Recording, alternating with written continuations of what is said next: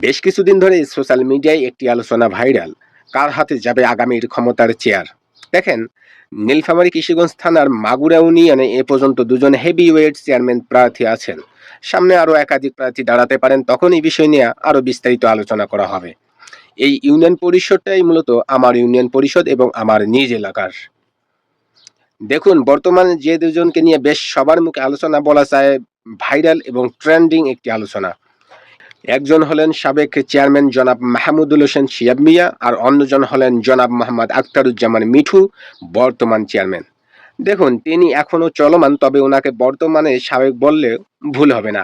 কেননা বাংলাদেশে গণ অভ্যুত্থানের পরে 5ই আগস্টের পরে অর্থাৎ 36শে জুলাইয়ের পরে তৎকালীন সরকারের সংসদ ভেঙে দেওয়া হয়, অতএব স্থানীয় সরকার পরিষদও অটোমেটিক ভেঙে যায়। তাই বর্তমানে পরিষদের কার্যক্রম চলমান রাখার জন্য তৎকালীন চেয়ারম্যানদেরই বহাল রাখা হয়। যাক, আলোচনায় আসি। সাবেক চেয়ারম্যান জনাব শিয়াব মিয়া পরপর দুবার ইউনিয়ন পরিষদের ক্ষমতায় ছিলেন। প্রথমবার ওনার বাবা মৃত মোজসেন দুলাল মিয়া যখন মৃত্যুবরণ করেন, তখন তাহার চেয়ারম্যানের মেয়াদ বাকি থাকায় নতুন করে নির্বাচন হলে ওনার ছেলে জনাব শিয়াব মিয়া চেয়ারম্যান হিসেবে নির্বাচিত হন। সেই মেয়াদে প্রায় বছরখানি ক্ষমতায় থাকেন। এরপর নতুন করে আবার নির্বাচন আসলে পুনরায় তিনিই আবার নির্বাচিত হন এবং পরবর্তীতে 5 বছর তিনি ক্ষমতায় থাকেন। দেখেন, শিয়াব মিয়া বেশ অভিজ্ঞ একজন মানুষ চেয়ারম্যান হিসেবে, কেননা তিনি দুইবারের চেয়ারম্যান ছিলেন। তার বাবা জনাব মোজাহার হোসেন দুলাল মিয়া দুইবারের চেয়ারম্যান ছিলেন।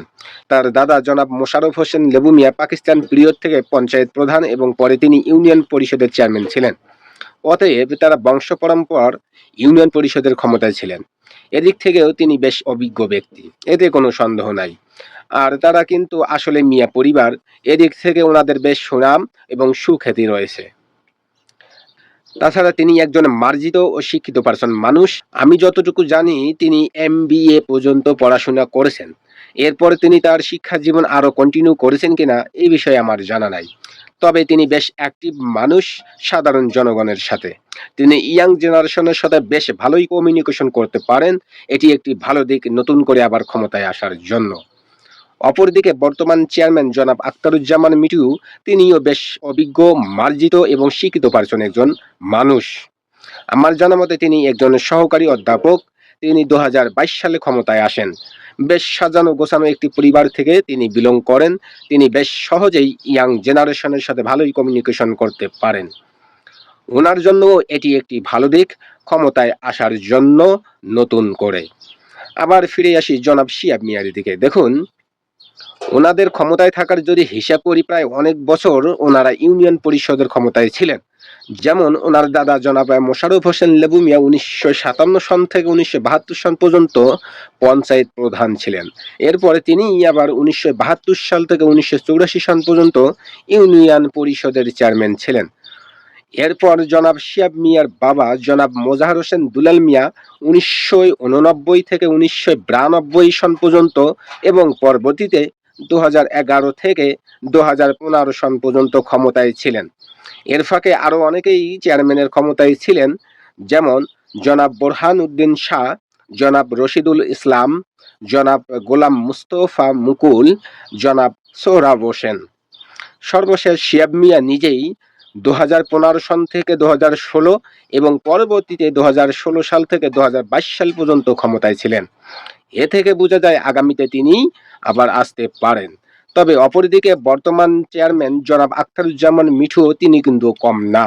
তিনিও বেশ ভালোই একটি র্যাঙ্কিংয়ে আছেন বর্তমানে। তিনি নতুন মুখ হিসেবে বেশ ভালোই একটি সুনাম অর্জন করেছেন। তিনি চেয়ারম্যানের বাহিরেও একজন সহকারী অধ্যাপক, সেই হিসাবে তিনি সমাজের কাছে ভালো একটি গ্রহণযোগ্যতা পেয়েছেন। তবে আগামীতে কে ক্ষমতায় আসবে তা নির্ধারণ করবে মূলত জনগণ। কে জনগণের সাথে বেশি কানেক্টেড, কে বেশি অ্যাক্টিভ, কে বেশি জনগণের সাথে মিশতে পারে। জনগণ যাকে বেছে নিবে সেই তো ক্ষমতায় যাবে, তাই না?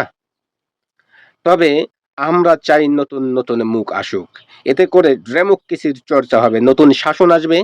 যেমন বর্তমান বাংলাদেশ সংসদে দেখলে দেখা যায় মিস্ত্রি ছেলেরা এখন সংসদে, এটি আমাদের জন্য গর্বের।